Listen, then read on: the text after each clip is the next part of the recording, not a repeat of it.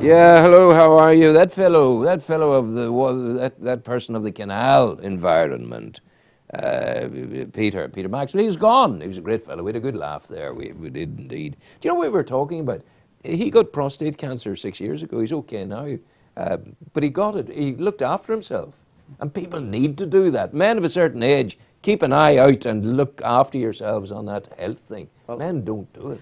Exactly. I think men are rather remiss when it comes to health, Rowan. I'm not. I'm too big a coward. Yeah, well, there's some men who are a bit hypochondriac, but it's better to be hypochondriac and safe rather than be remiss and dead. And have a lovely headstone that says, "I told you I was sick."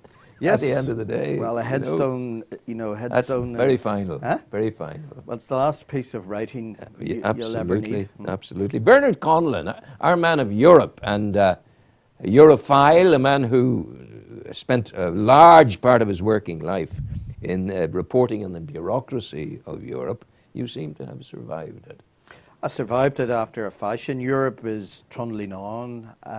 Rowan, the last time I think I spoke to you about things European Union was before, I think roughly before Christmas. Europe is a big canvas. There's the machinery and the institutions, as we've talked over many times before. I haven't been doing that much reading about that because the mind needs a little bit of rest from all that technocratic. I can understand that, yeah. Stuff. Dear old Jean-Claude Juncker, is that his name? Yes. He seems to have survived his travails. He has survived. Well, these guys usually do survive. Yeah. There's always a little bit of contrived turbulence. You hear the phrase, contrived turbulence. And I'm not talking about Stormont here. I'm talking about, when Stormont is not contrived, it just happens. No, it's just turbulence, and it's there's nothing contrived about it. No. It's kind of turbulence that could actually get rougher at any time. Absolutely, absolutely. So you're heading out. I must ask you, first of all, because there are people out there will want the answer to this question. I am going to spend some time, a few months, in the south of Spain to build up I've been working very hard. I haven't had a holiday in 10 years. And I've been working very hard these last 2 years here. So I'm going off for 3 months. And I wonder, what about health cover in Spain? Well, what am I entitled to as a Northern Ireland person, a citizen of the United Kingdom? What am I entitled to in the way of health care in Spain? Well, as a UK citizen or as an Irish citizen, you're entitled to exactly the same treatment as a Spanish citizen would be. There are many UK citizens and Irish citizens, mainly people of more elder years, living in Spain. Like myself. And they're able to access the Spanish healthcare system. Obviously, each healthcare system in each European country or member state varies. Yeah. The British National Health Service, which is free at the point of delivery, yes, is quite a unique system. So that will, if I have a broken arm and he's fixing it, and I said, the British National Health Service, free at the point of delivery. I wouldn't quite put it, a bit more diplomatic. You wouldn't put it like that. But he's not going to say to me, I need £700 from you. The Europeans are a bit better at collecting money than the British National Health Service. The NHS, although they've been entitled to collect money of people that present, they haven't done that. And it's only recently now that the government and the civil service is telling hospitals get into the invoicing. Yeah, but I mean, where then is there? I don't understand this, but where then do we find free at the point of delivery? That's the British National Health Service. Yes. Each health service in each different European country varies. If you're in Spain or France, basically, our Spain and our France and Netherlands are insurance. Belgium are insurance-based schemes. You have to be a member of an insurance scheme. Oh, yeah. But the standard, if in terms of emergency treatment, the European medical card will ensure that you get. It's a little card, that will basically ensure that if you present at an A&E and you have one of those cards, that will deal with the broad bureaucracy. Yeah. But there are differences within each member state in how their system works. I mean, I accessed medical services in Belgium and had to pay money for it. Yes. And didn't get any, that was money I had to pay for. And you were at the heart of Europe. Yes. Well, I was working as a journalist in Brussels. I had to, and I was charged there and then at the hospital. So you have to be aware of the peculiarities of the country you're in and the system that they apply. Yeah. The British National Health Service is a very unique and particularly, well, it's one of the reasons why so many people are coming to this. Britain is attracting a lot of interest. Thank you, Father and Aaron Bevan, so to speak. Well, it's become the International Health Service rather than the National Health Service. But I mean, I'm being selfish here in Spain. Does the system in Spain recognise the British free at the point of delivery? Look, I don't have precise detail about the Spanish system. But you know what I did? Yeah, I talked to the lady. She's a lovely girl in the European Commission office in Belfast. Jim Dougal, my old friend and colleague, now gone, appointed her, and she sent me stuff. It was worse than doing an inside-out Times crossword. It's very hard to understand it, but I think the broad sweep is useful of what you're saying. Look, you will be able to access health services in Spain, but you need to know the peculiarities of the system. There's variations. For example, if you're in Eastern Europe, what you would get would probably be marginal and minimal. And sometimes they're good. There are health systems and health systems. The Spanish, French, German, Dutch, good health systems. The further east you move, less. You know, there are good specialities. I wonder if the as that fellow found out, who was the man who took his child out of the hospital in England? And got the child well looked after. In the Czech Republic. They got access to specific dedicated services. Absolutely. And it worked for them because the child was pronounced to be free of the cancer, whatever. But I mean, we'll move on because Eastern Europe, you're heading to Poland. I'm going to Poland in mid-May. It's to take part in a conference meeting in relation to the 2016 European City of Culture. And I'm involved in an art network called Kids Guernica Youth, which in Guernica, for people they probably know the great Spanish artist. There's a broad organic art. They did the great painting. Guernica. There's an art movement called Kids Guernica, but there's a variation of that now called Guernica Youth.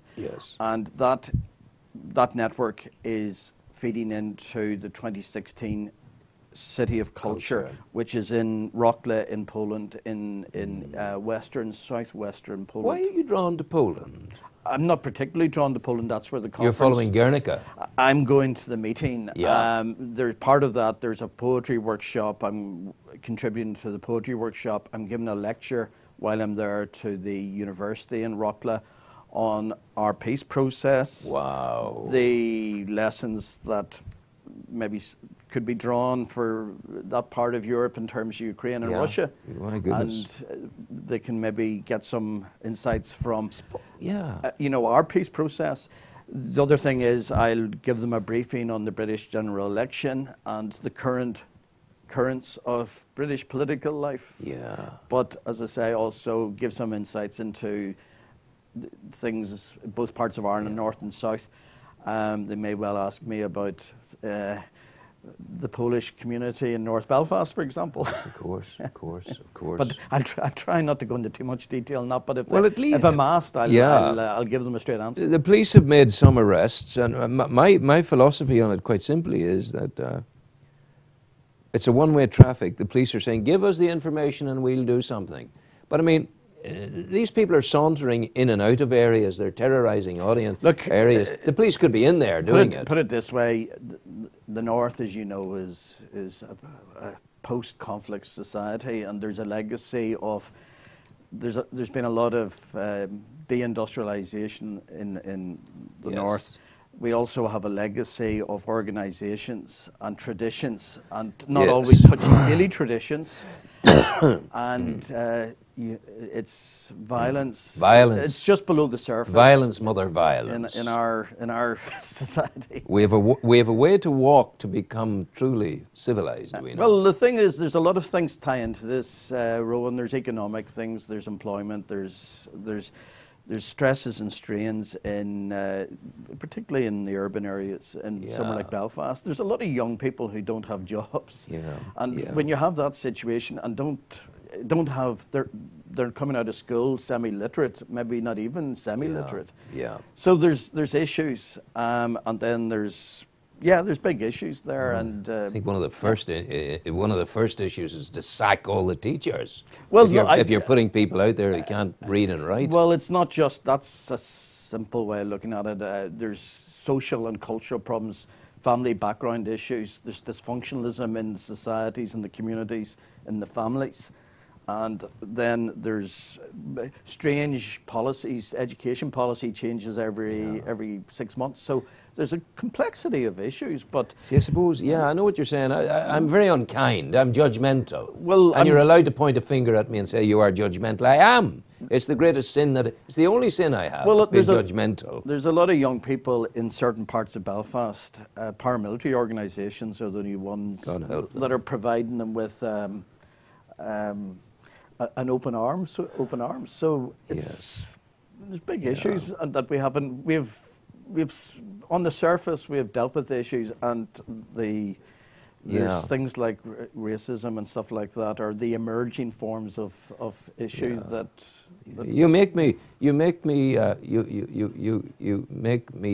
feel guilty. No, not at all. As a consequence of my flamboyant sort of laissez-faire attitude to education. And you're right, I don't see, maybe I've insulated myself from the deeper issues. Look, there are issues in terms of educational policy and methodology, without doubt. I mean, basically, people of our generation and younger generations... I'm older than you. Well, yes, but I mean, by and large, I went to a tough, rough school at a tough, rough time, but basically came out being able to form sentences. There's a lot of young people, even going to good schools now, can't. They're good at computers, but they're not very good at the old basics like language. And you got it. You got it there. Why, in the name of God, are you going to Auschwitz? Well, I'm going to make a little personal pilgrimage to Auschwitz. That's, you know, I studied 20th century history. I did a master's in 20th century history, and I did history and politics as a degree. So I think it's about time I went actually to see what was the manifestation of that period of European history. I guess I'm going there on a personal pilgrimage just to experience that period of our bleak history in Europe. But I'm going to Poland mainly for a positive reason. I'm going there for an art project. I'm also taking part in a poetry workshop. I've written some poetry myself, and I'm promoting this painting that was done in Belfast. Yes, it's the Guernica. Yeah, the kids' Guernica, the Belfast kids' Guernica, and young people from North Belfast painted this. Yeah.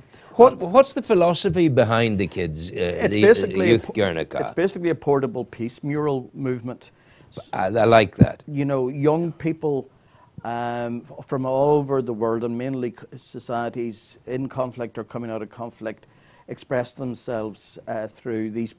There's a good friend of mine, a German poet and philosopher, Otto Fischer, who is a German living in Athens. Yes. He actually said very clearly that these paintings are young people's and children's letters of peace to the world.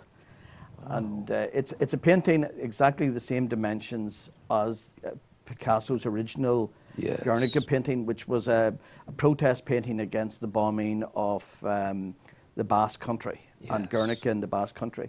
So the Kids Guernica movement, which is an organic arts movement, and the Guernica youth variation of that are feeding into the Rockla European City of Culture in 2016. So we'll organise exhibition, we'll organise workshop. I will be talking about what we have done here in Uri before Christmas, about how to make Europe relevant to local communities and at the grassroots. I'll be talking about that as well, Rowan. That's great. Yeah.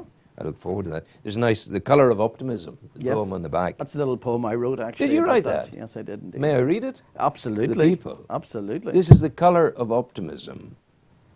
A blank canvas came to Belfast from Japan via Athens, As if by magic odyssey, blankness converted to colour, the colour of optimism, and power of Herculean possibility derived from random children after I canvassed widely.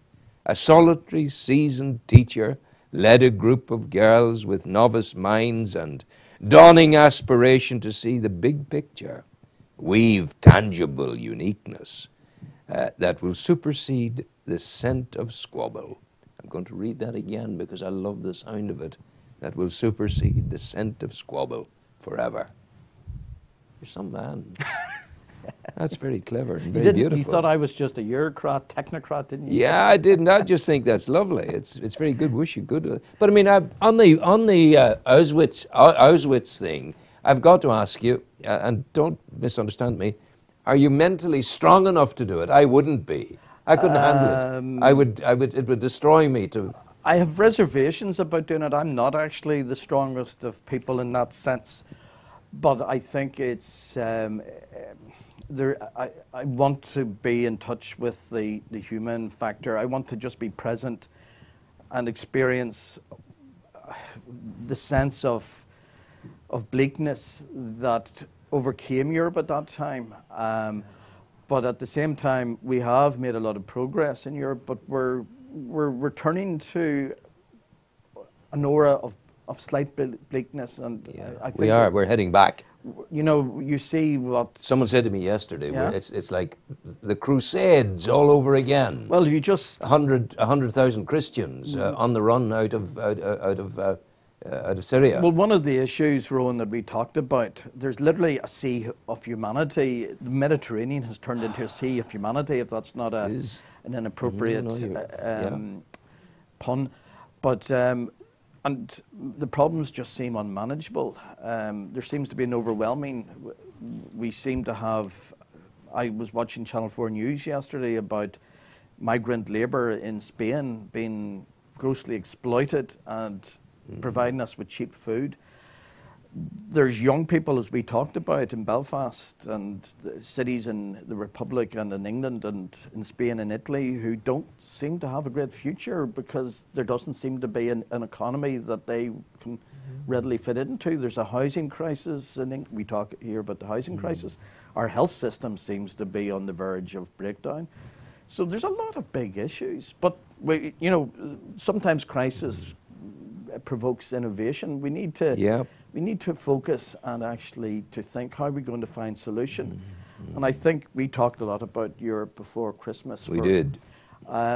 Sometimes large institutions are remote from the issues on the ground, and I think we really do need to start thinking, well, we've got used to a certain lifestyle. We're, in this part of the world, used to health systems and running water and a basic standard of living, but there's cutbacks and austerity. I think I'm very happy to go and live on oranges and fish. Well, see how it goes. It sounds like a nice idea, Rowan. It sounds like the idea of retreating to Spain and exposing yourself to all that free vitamin D, and just the odd glass of wine. And I'd quarrel with that. The odd? Well, I'm being kind. It's a deliberate understatement. Where would you be? We talked Auschwitz, and I had been invited by the Polish ambassador. I was down in Dublin for the commemoration of the Auschwitz and Birkenau liberation, and the poems were read, the most beautiful poems imaginable about by the people, the survivors. And the man who said, I thought there would, as a consequence of this, I thought there would never ever be poetry in Europe again. But there is poetry in Europe again. There's hope. North Belfast, that's why that poem is called The Colour of Optimism. I worked with some young people in a secondary school in 2008, 2009, and they produced this amazing painting, which to some extent has inspired my thinking in terms of peace building. The children did this painting. These were a group of 14-year-old schoolgirls in the Little Flower Secondary School, North Belfast. There were a large number of schools and young people canvassed, to use a punish word, to contribute to the painting, but at the end of the day, it was one teacher one school who rallied this group of 14-year-old secondary school girls in the Little Flower Secondary School in North Belfast, and they produced what I think is an iconic painting. And actually, they include the Union Jack and the tricolour. The tricolour. And by doing that... Where is the tricolour in it? It's very discreetly in that corner. Wow, let me see that.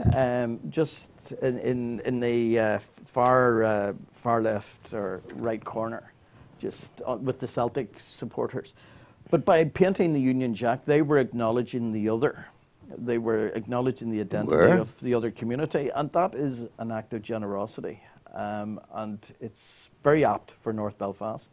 And the hands hold the heart. Mm-hmm. And the tear from the eye. The silhouette of the Cave Hill as well is... The silhouette of the Cave Hill, my goodness. Yeah. The Dove of Peace is... This is lovely. It is. And I wish you well with this. Yeah. My notion, talking back again about Auschwitz and going down to the event, I would love... This would be my... it's an imperfect dream.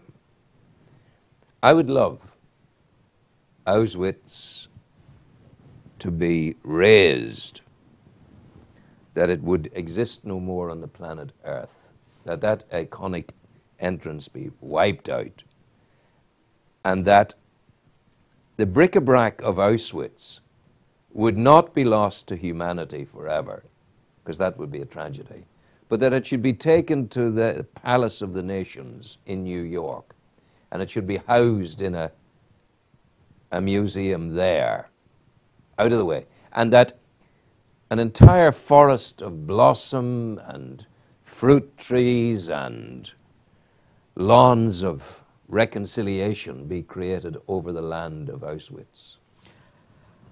That certainly is one idea. I don't know whether there is an importance in memory, and actually the stark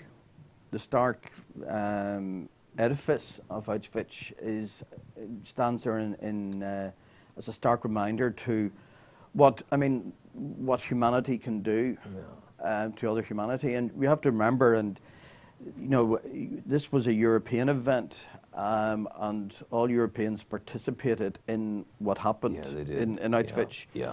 And in Germany was probably is and still is probably the most advanced and a great civilized nation, and but you can see that any country or any people can be capable of pretty appalling things. In our conflict, on a small scale, there were some dreadful things done. Yes, yes. Just because the thing in the Second World War was the scale overwhelms us because of the scale. But when there's one act of violence where one human being is subject to violence, that is exactly the same spirit as what happened there, but it's just Auschwitz was a multiple of an act of violence. So I think we have to remind ourselves of. But we have to. But I mean, we're the modern age of communications technology. My mind is filled with the images of Auschwitz. Yes, I know. I could sit from now to Christmas and talk about it. No, I agree. You. And I just wonder about the philosophy of moving on. To be honest, I only thought about going to Auschwitz because I was going to southwest Poland. There it is. That's the only reason I'm going. It's because it's convenient for me to go do there it at that time. And I thought, well, because I'm going to be in that vicinity, that region. But I think it may be the thing. I'm sure it is the thing for you. Look, but just deep out of my own psyche, yeah, I think it would be capable of destroying me. Well, I know when I look at castles or historical artifacts, which Auschwitz is to some extent, there's also a sense of detachment from what actually happened there, because you just see bricks. It's just there's a stillness in the air, and there's a brick edifice and a railway track. But even seeing that, we just can't imagine what actually happened there. If I walk down the Antrim Road where I live, it was once known as the Murder Mile, and I can't imagine what happened there. I lived there during the height of the Troubles. You walk down there today, and it's a normal to use what the Americans say, neighbourhood. Yeah. And it's actually relatively safe to walk about. I mean, I walk from the city centre of Belfast up that part of North Belfast quite often, quite late at night.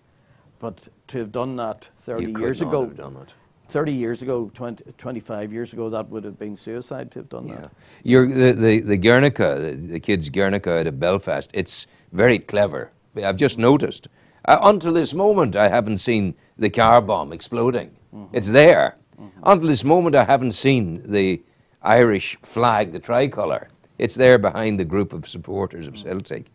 And until this moment, I haven't seen the flag of India. It's there. Haven't seen the flag of the United States at the top. Haven't seen the flag. Is there a Palestinian flag there? No, there's a Polish flag. There's a Polish flag. And a Chinese flag. And a Chinese flag. I'm right about India, yes? Yes, you are. Yeah, and the dove of peace. You see, that's acknowledging the other, and that's a very powerful message from 14-year-old schoolgirls. It's huge. From North Belfast.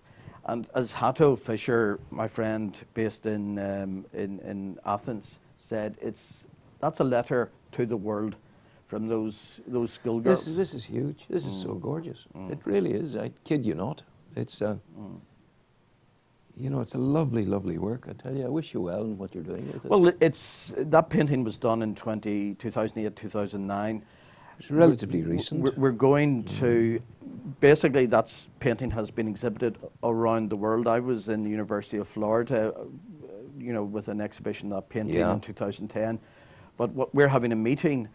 The network that is behind those paintings is a network of academics, artists, writers, journalists, and we're actually having a bit of a conclave in Rocklea in May in order to configure an exhibition and presentations for Rocklea's City of Culture in 2016. So, and that's what and there'll be a social dimension to it. And as I say, Hato, the philosopher and poet, is spearheading a poetry workshop, but we'll be having a get-together to see what we do for the 2016 event. Wish you well.